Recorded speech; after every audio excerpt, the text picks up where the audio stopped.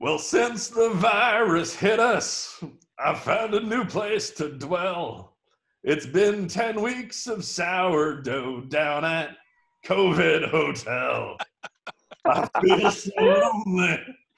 I feel so lonely. Thank God for Sudbury Politics, the show.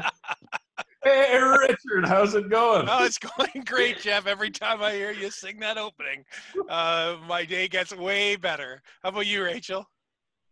Yeah, I'm feeling pretty much the same. Jeff's on point as usual, so we appreciate that you keep on practicing and bringing it home every week.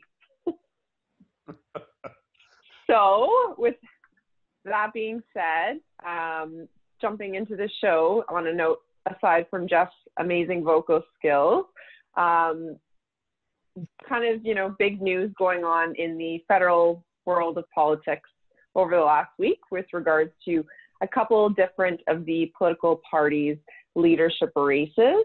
So, of course, we're now seeing the Conservative Party back on with their leadership race because they kind of put that on hold for a while because of COVID. So that's coming back up. And as well, big news in terms of the Green Party as their leadership race is really heating up. So a lot going on in that area anyways. So I'll throw it to you guys, and I know you've got lots to say on this matter as usual. Yeah, the Green Party one is interesting. They didn't really have anybody with any clout or relevance running for leadership of the Greens until now. Glenn Murray, former Ontario Environment Minister, and before that, Mayor of Winnipeg, which is an interesting swap on its own. I'm actually more familiar with him as the Mayor of Winnipeg than I am from Ontario Environment Minister, oddly, because I have some family from Winnipeg. I was really interested to see him enter the race. It's a game changer for the Greens as as the race goes. And if he were to become leader, would add a lot of credibility to the party. Yeah, it was a race to nowhere until just now.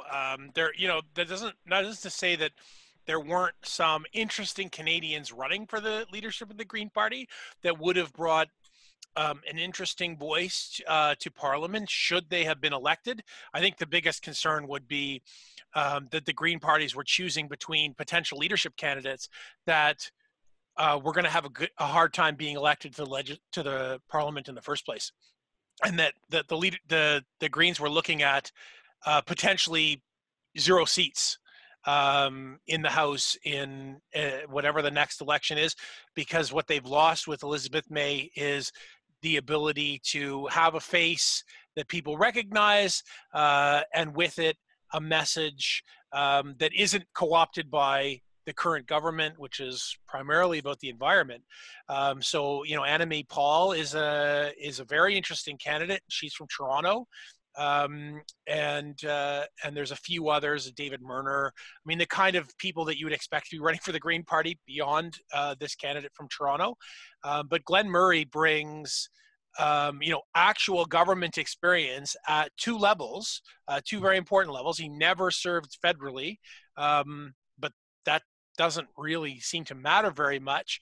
The question really remains there are 2 questions that I have, and I'm interested in your thoughts, is that one, are everyday Green Party of Canada members going to see a former Liberal cabinet minister from Ontario who championed cap and trade and actually brought in cap and trade in Ontario as their natural savior? And 2, is he interesting enough, really, as a candidate, as a face for the Green Party to capture the national attention? He was fine when he was sort of, a sort of second string cabinet minister in a very popular Ontario Liberal Party. Can he turn that into some sort of movement that can? Well, he's promising 50 seats in the next Parliament, and I don't think it's going to happen. Yeah, I think the interesting thing with him is he does have a little bit of mild brand power behind him. I'm not a cap and trader. I know, not that I'm a green, but I know most greens are not cap and trade. Vehemently not, most of them.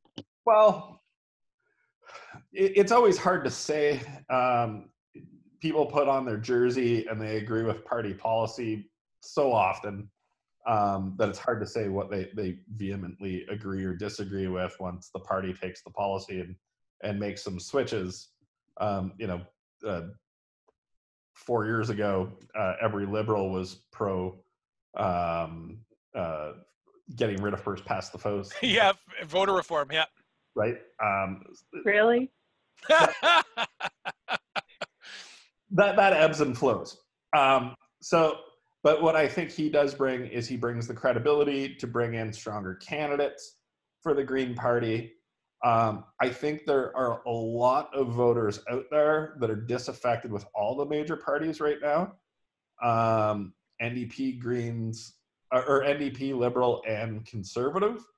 And I think that there is a large middle ground out there still looking for a party to vote for that is environmentally forward, that is about a sustainable economy or sustainable economic principles, and that is for social, general social justice, general moral justice. They want to see all people treated equally. And I think every party's kind of got enough weight on them that is leaving this open area for Canadians to move to, that with the right leader and with the right policies that are middle ground, but environmentally forward, I think you will see a lot of people willing to take a second look, especially if they can bring in the right local riding candidates. Yeah, Rachel, the Green Party, we talked about this before on the show, like the Green Party has really lost, I think, a lot of its organizational capacity. You probably know Glenn Murray from his Ontario days in the Liberal Party. Do you think that he himself would bring enough coast-to-coast organizing capacity to really turn the Greens back into a major political machine? Good question. I'll be perfectly honest, I'm not that familiar with his organizational capacity, so it's hard to say, well, for me to say anyways, but that being said, kind of building on to Jeff's point, it's something that I would be very interested and will be paying attention to as the Green leadership race moves forward, because of course, volunteering for the last election, for the Liberal Party, we're seeing a lot, of course, with where votes go. And of course, for us, usually they'll go more to NDP or Greens. And to your point about depending on what policies they would bring with this new leader, or if that's who they were to choose to advance, it would be very interesting to see the amount of voters they could engage at that point, because as Jeff said, I do feel there are a lot of Canadians that are looking for that place, and especially a party that is environmentally forward. So no, I don't really have a personal opinion or speculation on where it will go with Glenn specifically, but I am very curious to see that. Well, they did appoint. I would say that there's a certain amount of pressure now on the Liberals that they didn't have before, with Glenn Murray moving into that role. Right. And it was very comforting, I think, to both the New Democrats, who are always worried about the Greens supplanting them in individual ridings or just in general taking vote share away from them in places where they could maybe elect an MP or an MPP. Mm-hmm. And then, of course, the Liberals as well, seeing, that vote shift on the progressive side, whether it's to the New Democrats or to the Greens, as being vote taken away from them. It was good times for both the Liberals and the NDP to see the Greens floundering and maybe in their sort of dying days.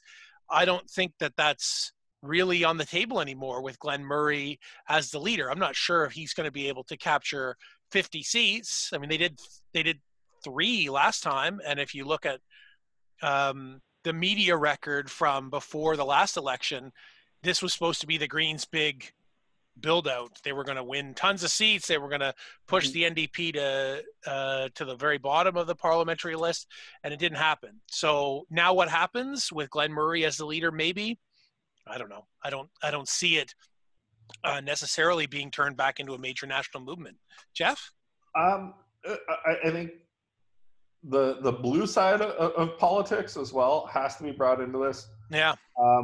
There are a lot of disaffected Tories, and there's going to be after this leadership run from the Conservatives is done. There's a lot of Tories that do not see themselves as socially conservative. The Red Tory movement is still strong. They're still heavy in major urban centers, but do not feel comfortable in the party right now. And this could be an outlet for them if he can come forward with economically viable green ideas. And if he can really push a strong economic plan, I think there's a lot of damage that could be done, especially if you saw Erin O'Toole in the leadership race. You could see a lot of Tories get scared. So, there's that side of it. And we don't know what's happening in this Conservative race. It looked like it was very strong. Hey, this is going to be McKay up until, they had to delay the race. And he's doing a lot of unforced errors right now. Yeah, he's damaging himself. It seems like, the best time he's had in this campaign so far is when they weren't campaigning for the last 6 weeks. And the minute that they turned the campaigning back on, he started screwing it up.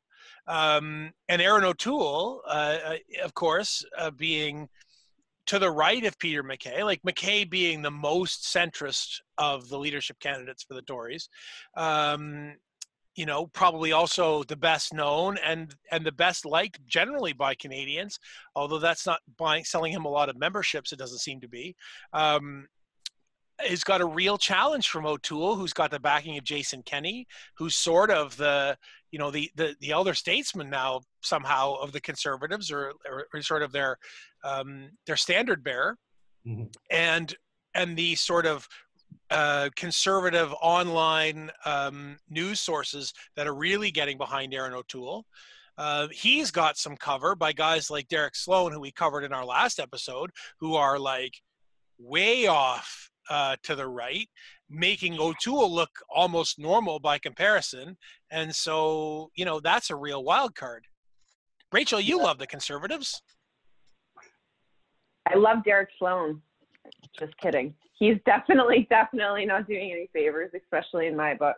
So, but it is neat, and it will be very interesting to see how that race plays out, because yes, it will impact kind of voter engagement with some of the rest of the parties. And from that side, I'll find that very interesting to watch.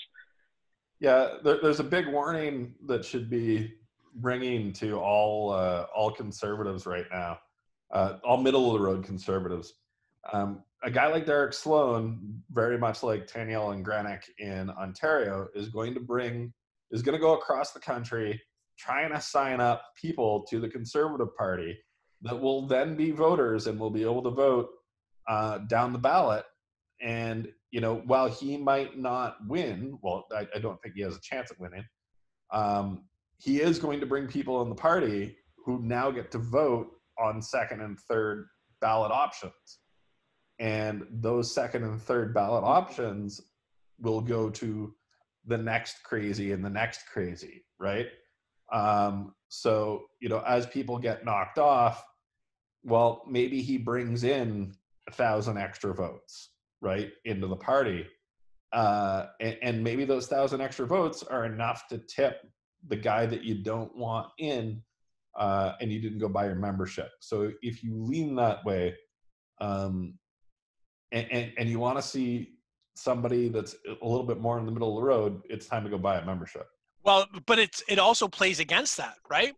If you're reading in the news how this Conservative MP is saying all this racist stuff about, a Canadian public servant, and that's the news cycle that the Conservative Party of Canada has just lived through and is kind of still living through. They tried to force the guy to apologize, but of course he's conservative with no apologies, and so therefore will never apologize. And you're Peter MacKay trying to sell memberships to somebody who's in the middle of the road, who does understand that you need, you might be a fiscal conservative, but you're not a total jerk. You're going to have a hard time selling a membership to that person, because you look at the Conservative Party and you're like, what is wrong with you people? Why can't you take decisive action? I'm going to buy a membership at your party. You're going to let this guy hang out as a member of your caucus and an MP. If he came to me with that kind of a message, not that he's likely to, but that would be what I would say, is like, get your party in order. Like you guys you can't pick values that share my values, and I will never support you, and I will never buy a membership, even to vote for somebody in the middle of the road of the Conservative Party like Peter MacKay. I think it supplants McKay's vote, and I think that it helps O'Toole to have someone like Derek Sloan saying that stuff. Exactly. Which is why I think Glenn Murray should be sitting there with his hand out looking for those voters that are ready to say, I'm done. I'm never going back. Yeah, it's an interesting segue back. Like, the problem with Glenn Murray, though, is that he was in the Liberal Party in Ontario, which is a very important place. Like, as a one of Kathleen Wynne's sort of key go-to people on an important file. He had a lot of attention. He was championing climate change when a lot of people don't want to champion climate change from the right at all. So how are you going to go and convince sort of, centrist Tories to buy into someone like like Glenn Murray? Isn't he too much a red green? No. So I think what you're missing is, I think there's a lot of conservatives that are environmentalists as well. How have they lasted this long, Jeff? Well, because they can't vote Liberal because they're opposed to the way the Liberals run their party.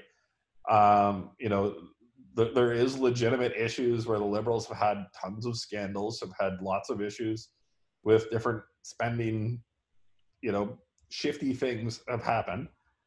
So they won't go there. They're dead set against ever voting for the NDP because they're on the fiscal level 100% opposed to the ideals of the NDP. And if you can talk about having a functional competitive economy under with an environmental lens, there's a lot of people floating out there that have been floating for a long time that keep hoping that the Conservatives come with some kind of legitimate policy. You got to remember, if you go back far enough, the only prime minister in Canada to ever get an international environmental award was Brian Mulroney. I totally understand that. I just don't think that's where the conservative voters are today. I mean, like, if you're still casting a ballot for the Conservative Party of Canada at any level, you are doing it knowing full well that party has declared war on environmental measures. And if you're doing that, then how are you an environmentalist at the same time? So if you're saying that there's a whole big group of people that if the world were different, they'd be voting for the Tories, but they're sitting on their hands, I don't see that being fleshed out in the numbers. The people that are disaffected voters tend to be in the 25 to 30 range. I think they're partyless right now. I think there's a whole lot of partyless people in the country that we forget exist.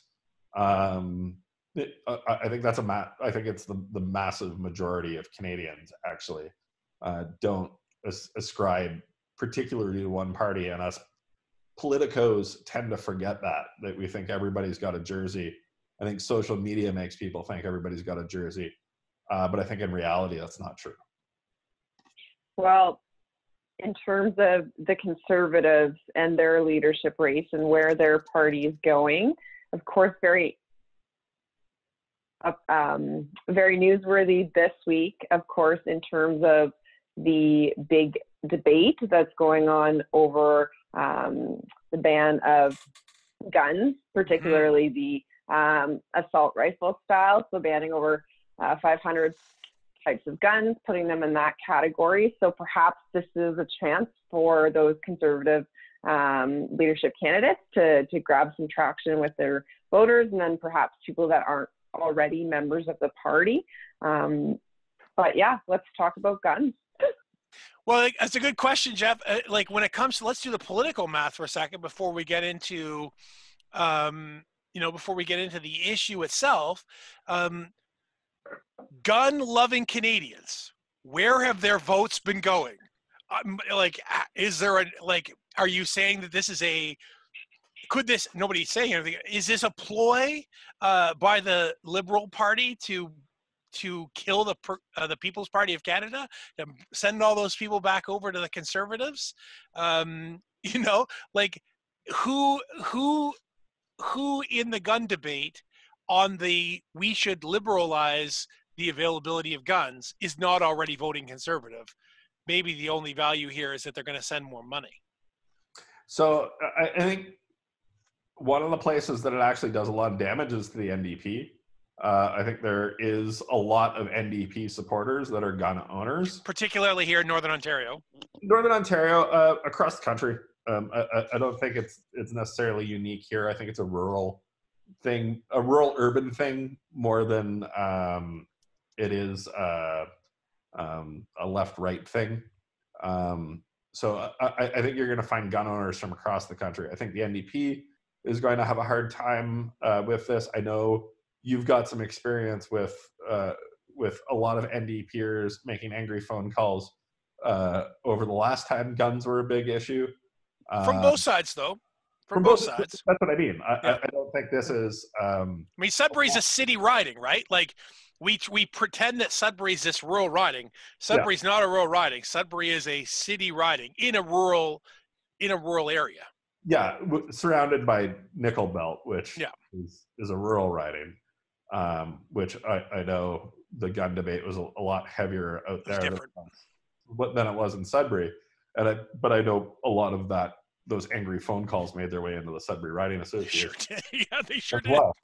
And I think at the end I think at the end of it, the political math is just as bad for the NDP as anything, because the NDP is going to have to take a stand on guns, and their stand right now, I think, is going to be anti-gun, and that's going to do some damage to them.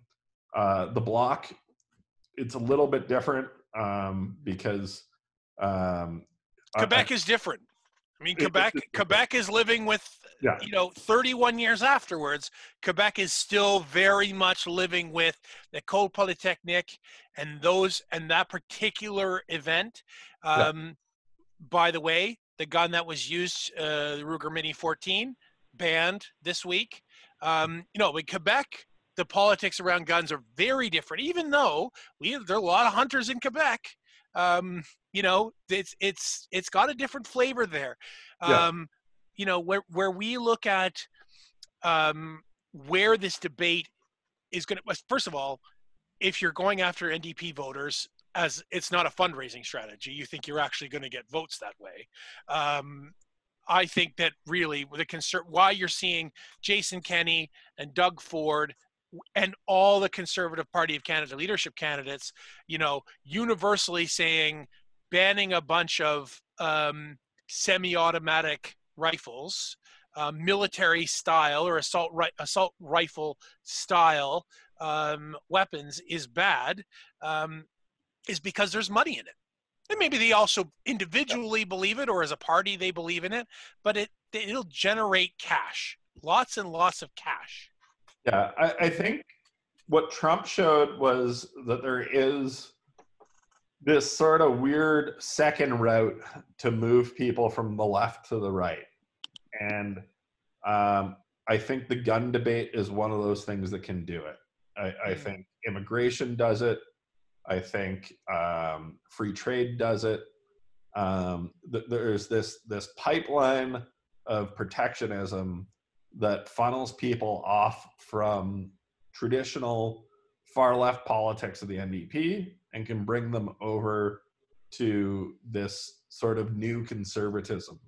It's anti-establishment, right? I mean, like, and that's an issue that's connected with my right to own guns. Is I'm an independent. The state can't tell me what to do, and that's a populist approach that applies to the NDP as well as the Conservative Party. But here's the thing: with Jagmeet saying, I don't want to get too deep into this whole NDP conservative thing, but if I have to pick an electoral strategy, and the electoral strategy I have to choose from is, do I appeal to the rural Canada or do I appeal to urban Canada? I'm going to lose very, very badly if I'm counting on rural Canada to elect me to the House of Commons, because it's 1-5. The seat count is 1-5 between rural Canada and urban Canada, right? If you're the party of urban Canada, you will win every election ever against the rural party, because damn it, there are 8 out of 10 Canadians live in urban centers. And that's how it should be. That's representation by population. But voters don't split on single issues, right? So it depends on how high somebody ranks it. It's true, but 52% of urban voters believe there should be no guns at all. Yeah, none. Which means that 48 don't agree with that. That's a pretty high bar. It's a pretty high bar, but the reality is, if you're saying I'm going to give up on 1/5 of the seats and just say, okay, well, we're going to give those off.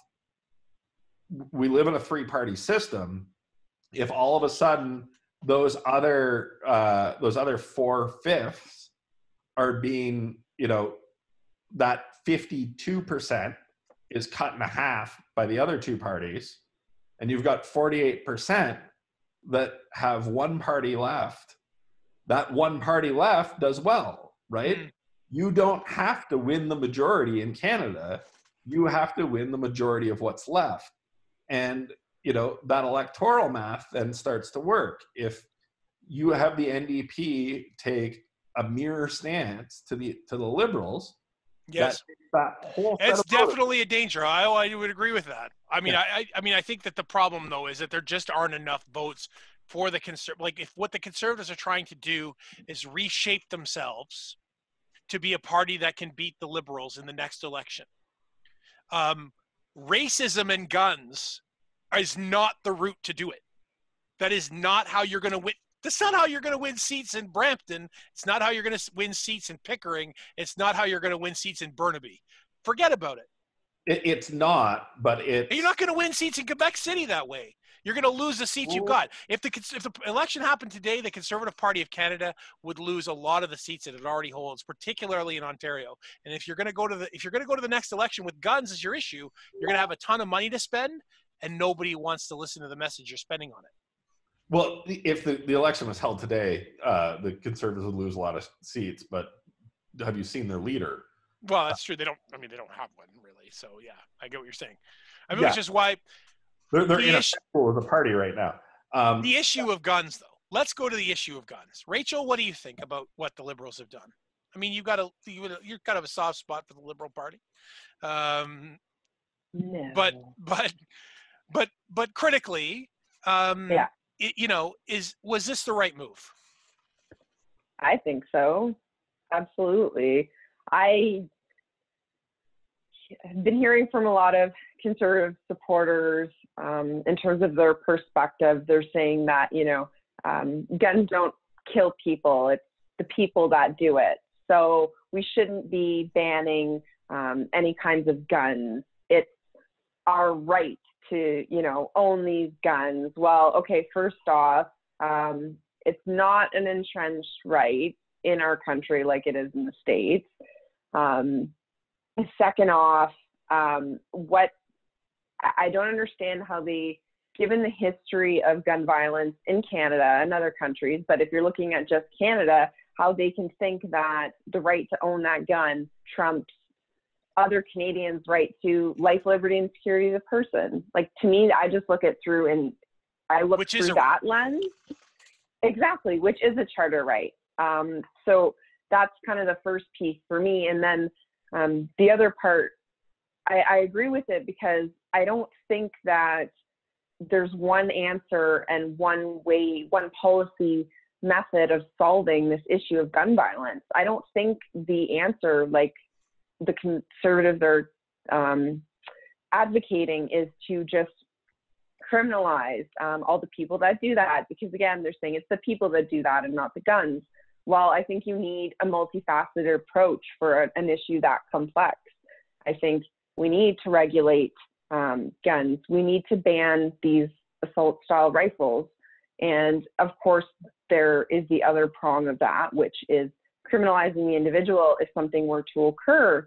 But for this ban on these guns, like personally, and I know we had chatted about this earlier, but you know, getting your possession license, your hunting license, being able to go into a store and buy one of those types of guns prior to this ban coming into play made it very easy for people that are going to engage in those acts of violence. And so I feel a lot more comfortable with this ban being in place. Yeah, I'm fine with increasing the regulations, increasing the ban. One of the big arguments is that guns are a tool, and I agree with that. I think there's people out there that use guns for very legitimate purposes, and that's fine. Farmers, hunters. There is a portion of society. I'm not a hunter. I've used guns in the past, sport shooting type things. Not a hobby, but just something that I've done once or twice. I don't know enough about guns to know where that line could be drawn. But if you're going to make the argument that guns are a tool, every tool that's sold, every power tool that's sold in this country has different things that reduce the usability of that tool, but increase the safety of it, right? If I buy a circular saw, it's got a guard on it so I don't cut my fingers off, and I can't sell a circular saw unless it's got it. If I buy a nail gun, it's got a thing that makes sure it's pressed up against the board before I can shoot the nail. I have no problem regulating a tool, right? And saying that if you're going to go buy a gun, it has to meet these standards, or you can't sell that gun because it's too dangerous. Well, the Liberals are going to move to a handgun ban as well. The most recent news. That's a bit different because what just happened, and this is good politics background, is what just happened is an order in council. It means the cabinet got together and they signed a page, and then it happened. They changed the regulation. They said, here's a list. This is the new list of restricted weapons in Canada. It now includes all these things. And you've got until 2022 to give them back, or you're breaking the law. You can't sell them anymore and you can't use them anymore. Sounds great. I'm in, by the way, full agreement with that ban. You know, I don't need to get into the specifics of the individual weapons that were used. I don't think we have to, but the fact that the weapon that was used in the Polytechnic murders 31 years ago is now banned is a good thing. And that there are lots of other weapons that were shown that they could be very effective in the hands of somebody that up until they pulled that trigger was a legal, responsible legal gun owner. And that second afterwards, they're now someone that's committed multiple murders. Means that that's probably not the kind of weapon that we need on the streets in Canada. But handgun ban seems to be the next move. The Liberal Party of Canada has to bring that to a vote in the House of Commons. That's going to be a bit more difficult for them to navigate through because they can't just make that happen. They're going to need backing from one of the other parties. Now, we've already talked about where the Bloc Québécois lands on gun issues. The Bloc Québécois is going to support a handgun ban. So is it going to be hard for the Liberals to pass this? No. Myself, I'm make a list of the guns that you can use, not the guns that you can't use. And, you know, I think we should nationalize the gun industry in Canada. You know, have the government of Canada make you a list of, you know, half a dozen guns that you can use, rifles, and half a dozen shotguns you can use of different kinds, and name them Canadian names, and, you know, and take all that money. And, you know, you heard it here first. Nationalize the gun industry, says the socialist. Says the guy that you want the Jeff, the Richard, or the Rachel. Sorry, go ahead. Yeah, and I think the other piece of this as well is, of course, with not having a gun registry federally anymore, that plays a factor in these bans that I think is worth noting, because, of course, we don't know exactly what everyone has in their home anymore. So that's important. Yeah, I'd be a lot happier to see things like the registry come back, honestly, than I'm not against banning different types of guns, like I said, putting in standards for the types of guns that people can own. But I don't understand what the issue with registering guns is. Never had anybody be able to explain to me why they can't register their firearm. I got to register my car because it's big, it's dangerous, and if I do something wrong with it, I should be able to be traced. Well, as you've alluded to, Jeff, I was in Glenn Thibault's constituency office in 2010 and 2011 when the gun registry issue was a hot button issue. So I heard all the reasons why registering your guns is a bad thing, according to some individuals. And it really comes down to, I shouldn't have to pay for it because I didn't have to pay for it before. And it's inconvenient to carry it around with me when I'm going hunting and I might have to present it to a CO. That really is. Oh, and by the way, it's also government overreach, and they're going to come and take all my guns away from me whenever they decide to. Those are sort of like in sort of ranking order of, I get it, to you're wearing a tinfoil hat. That's pretty much, those are the four arguments. Yeah, and I think this is one of those things that's a really good example of how shit the national debate has come on pretty much everything. You're either 100% batshit one way or the other, and you're not allowed to be in the middle. This idea that you're going to register guns and that this is just a slippery slope to them coming into your house and taking your guns away, you know, yeah, maybe they regulate it out, but if they do, they're going to buy them back from you, and you go buy the gun that's allowed to own. If your car was shown to blow up because the gas tank was put in the wrong place, yeah, the government should be able to go to the manufacturer of that car and say, you're buying back every single one of those cars and you're taking them off the frickin' road. And you should be able to do the same thing with a gun. They shouldn't just be able to walk in and take it and sorry about your luck. But if your gun's proven to be some kind of extra kind of dangerous, yeah, the government should know about that. They should be able to say, hey, recall that thing. Bring it out of service because we don't want this thing misfiring and backfiring and shooting people. I have no problem with that. And this batshit argument that, oh, you know, you shouldn't know that I own a gun. Come on, that's stupid. Well, and I agree. You know, the real core argument here that you're hearing from the right and from the chiefs of police, the Premier of Ontario, who until the last few days has been, you know, very buddy with the federal government, is that we should be focusing on border control and preventing the crossing of guns from the border, because that's where these illegal guns are coming from. That's fine, but if it's just it's got to be harder. It's got to be harder. I've never tried to buy an illegal weapon that's been brought into the country, but it's got to be harder to do that than to walk to the Canadian Tire and buy it off the shelf. Like, it's got to be harder. I don't know how it works. I don't know how you do that. If you put an ad on Craigslist and say, you know, I want a bazooka, who's selling? But if it's on the shelf and you can go buy it because you've got a pal and you've got the ability to go and buy it, you're just going to buy it from the store. It's actually hard to say, right? And it's almost like the marijuana argument. It can't be as easy to buy guns as it is to buy marijuana. It just can't be. I don't know for sure, but it just can't be. I don't know. I have no desire to go out and buy a handgun one way or the other, especially an illegal one. Maybe it's super easy if you live in that world, though. Maybe now's a good time to mention the disclaimer. On the Yeah.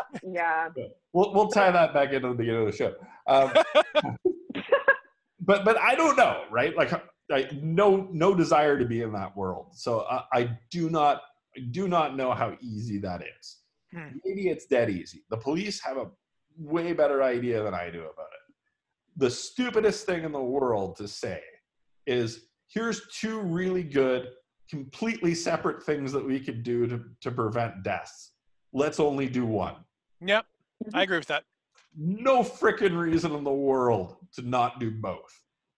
It's the dumbest argument anyone can make. If government can only focus on one thing at a time, we're all dead. We're all dead. Absolutely. So yeah, and that's over that. Yeah. Sorry, Rachel. No, sorry. I was just going to say, yeah, that's my point about the multifaceted approach. You want to throw in tighter border controls in there, fine by me. Like on a personal level, I have my hunting license, I have my PAL. I'm not saying I'm totally against banning guns, putting that out there, but it needs to be done responsibly and safely. So more than one approach would be great. Well, speaking of more than one approach, that's a good segue into our last topic, which is, I think the topic, and only a few people are going to really give that much of a crap about guns. Most people aren't really going to be that worried about it one way or another. But everyone has to be worried about when this economy is going to be reopened, under what circumstances, and how it's going to happen. And over the last, particularly over the last week, even since our last show, there's been more and more movement to reopen sectors of the economy, segments of the economy. We've got different approaches happening in different provinces, and people are going to start asking legitimate questions about when and how, what is the right way, and start pointing out wrong ways that this is all going to roll out. Jeff, what's the difference between what's been happening in Ontario and what's been happening in Quebec? Well, there's lots. Quebec is pushing the move to open their economy a fair bit faster, but they're going to do it in a regional manner. So they're going to identify hotspots, and those hotspots will have higher restrictions than other areas of the province. The upside of that is areas of your province that really don't have large issues with COVID get their economy functioning, are able to supply places that do have hotspot issues and can move back into some kind of normalcy quicker. The danger of it is, I live in Montreal that's a hotspot, and I'm not showing any symptoms. I feel fine. And I got a cottage, just outside of town in this cute little town on a lake. I'm going to bring the family up there. I'm going to get back to a little bit more normalcy. I'm going to go bring my laptop and do coffee shop work. And I'm going to infect everybody there because I am infected. And all of a sudden, instead of one or two hotspots, you have 10, 20, 30. And we don't know where that is and what that effect will actually be, because it's all human behavior. Doesn't it almost beg for people to move as they can from hotspot areas to non-hotspot areas? Like, if you lived in a hotspot area, wouldn't you be like, well, I can go see my grandma for a couple of weeks down the road or whatever, go to visit my parents in Laval or on the Gaspé and just hang out there. It's not a hotspot. And all of a sudden, all these literally all the spots that aren't hot spots, won't they just become hot spots? Isn't it like changing lanes on a 401 when it says this side's great and this side's all jammed up? Everyone goes to the side what's not jammed up. Why aren't they just exporting the hot spots? Well, It's like bar hopping. Yeah. That is exactly how it spread in Italy, right? You had a big hotspot area in Italy. The government announced that, I can't remember, it was a day or 2 days later, they were going to close the border to that area of Italy. What did everybody do? Get the hell out. I got to get out of here before I get caught with this COVID thing and I'm in real trouble. And it spread it all over the country. Now, we don't know what the government of Quebec knows, right?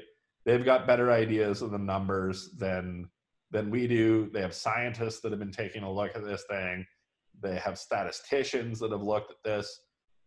We don't know what kind of herd immunity may be in the community. There's tons about this that is debatable science at this point, and whatever is done is going to be some kind of gamble. It'll be a gamble based on data and science, but there'll be a range of possibilities of what can happen. And while that might be very true, if it's not, and you're Premier Ford, and all of a sudden you don't do that in Ontario, which is the plan in Ontario, is to have a standardized treatment across the board, and Quebec's doesn't get pinched, and Quebec's economy swings back much quicker than Ontario's does. Their manufacturing ramps up faster, and they get a giant leap forward out of a recession. There's going to be a massive political price to pay. There's going to be a massive economic price that Ontarians is going to pay. And as we move forward in this crisis, we're going to see areas that make the right choices, that make the wrong choices, and we won't know until we have 20/20 hindsight. I like the idea of Ford's plan, and I can't believe I'm saying that, but in this particular case, given the fact that I could just imagine, we were talking a lot in the news about if he would consider opening up the Northern Ontario economy first. And I could just, again, back to the bar hopping analogy, but if people are traveling all over, it just does not sound like a great idea. Especially, I know how tired I am with paying shipping on all my shopping right now, and I would be like zinging everywhere. So no, thank you. There's going to be an interesting case study in northwestern Ontario, right? So Manitoba, reopening day is imminent. I think they're reopening early next week, and they're reopening lots of things. And most people know that if you live in Kenora, your destination of choice is not actually Thunder Bay or any other place in Ontario. It's Winnipeg. And so if you're in closed down Kenora, you're going to be heading to Winnipeg the minute reopening day happens, because it's been now 8 weeks of having every business in town closed, and those businesses over there are open. So let's get in the car, because that's what we do anyway, and head on to Winnipeg. That's going to be great.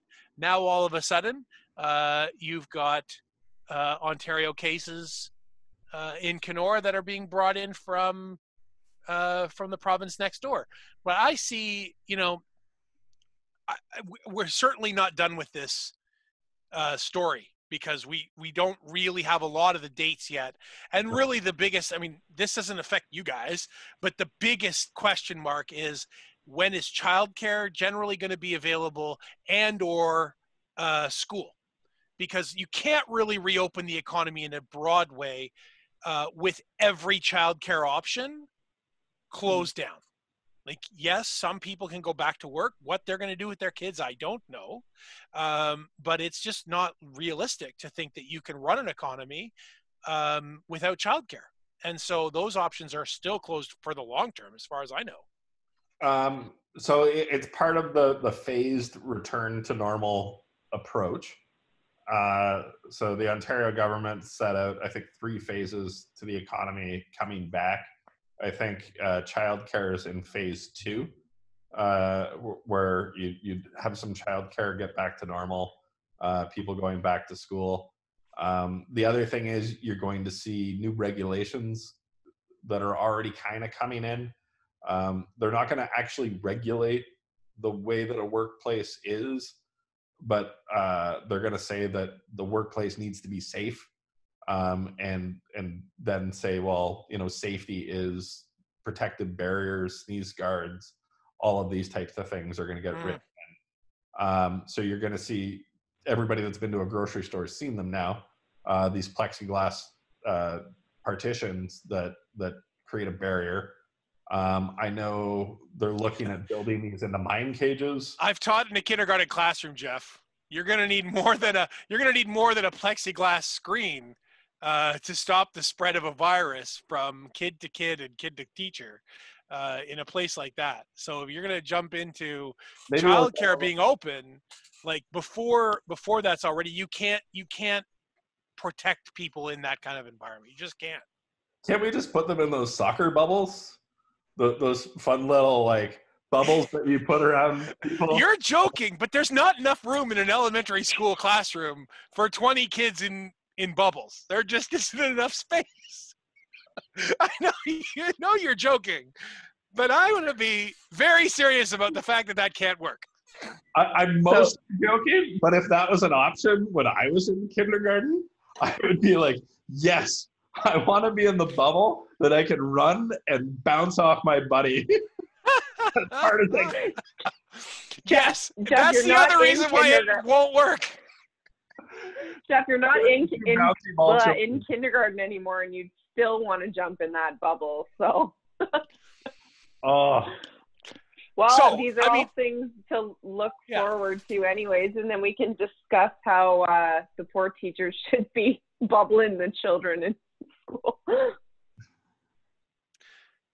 Yeah. September is like this other problem is I paid for all my kids to have summer camp experiences this summer. I'm expecting none of those summer camps are going to run at this point. If they do, then you've got 100 kids sort of mashed together in some spaces that are varying from large to small or outside or inside. All that's we can't just some of that your childcare options. Like if you're going to go to like 10 kids in a large space, like we try to control childcare the way they're trying to control access to a grocery store right now. I mean, parents aren't going to do it. They won't buy it, right? Like I'm going to send my kid to a childcare center if they have to wear a mask and gown all day long. Like I'm just not going to do it. So.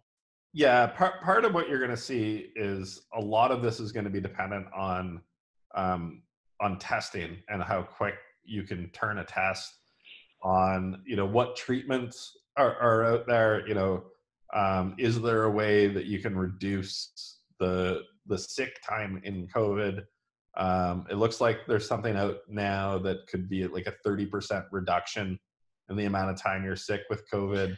Yeah, treatments are going to be important for sure. Before a vaccine. Yeah. Yeah, so you're going to see all these different things that come in.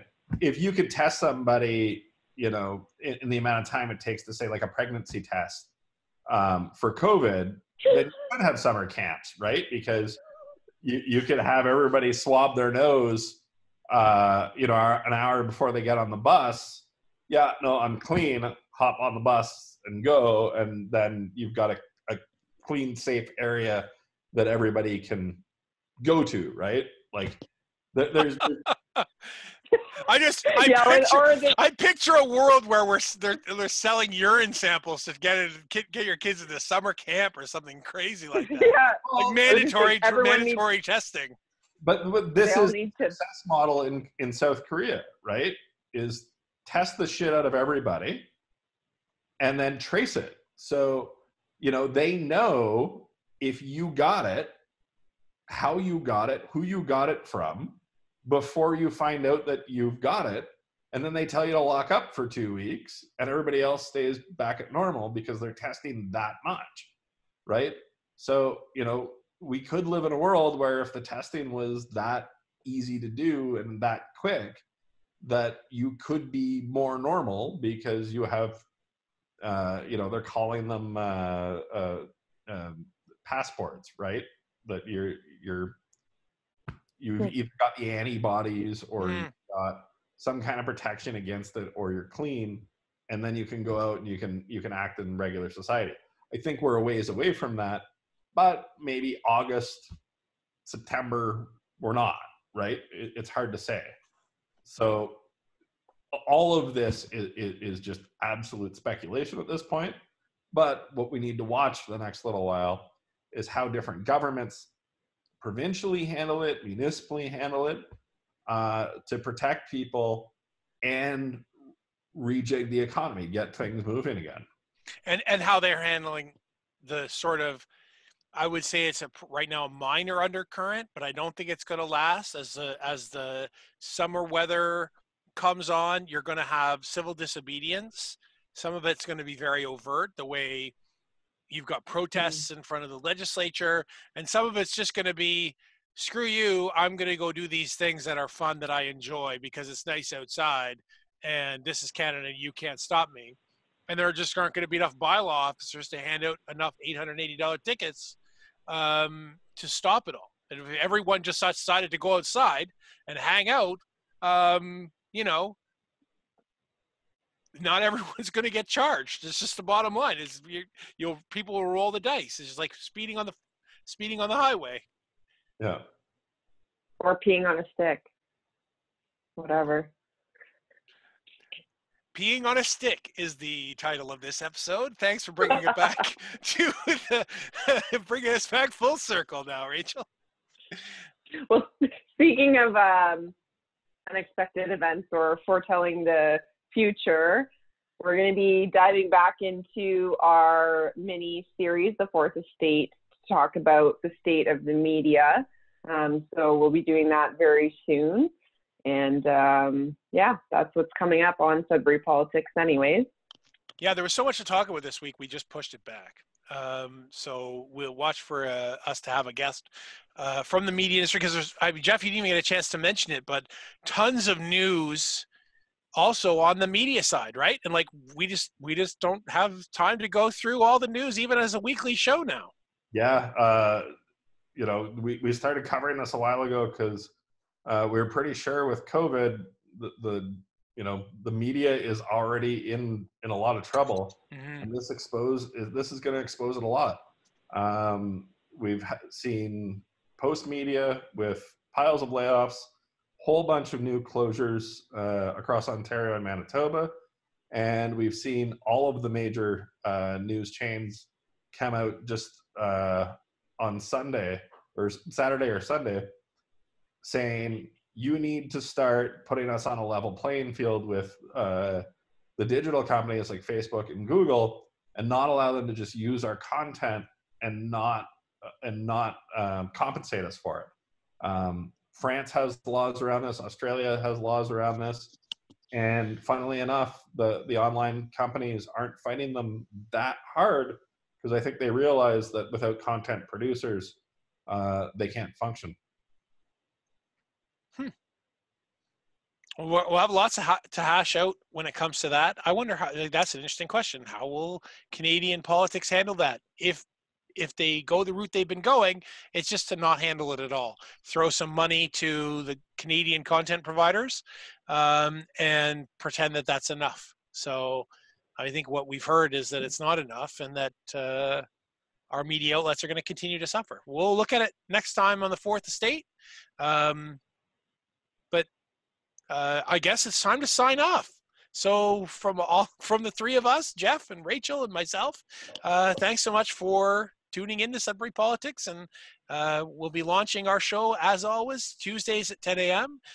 So tune in, follow us on Facebook, and participate in our poll. We might have a couple this week, so vote early, vote often, and we'll see you next week. Cheers. Cheers. Cheers. Thanks, everyone. See you later. Bye.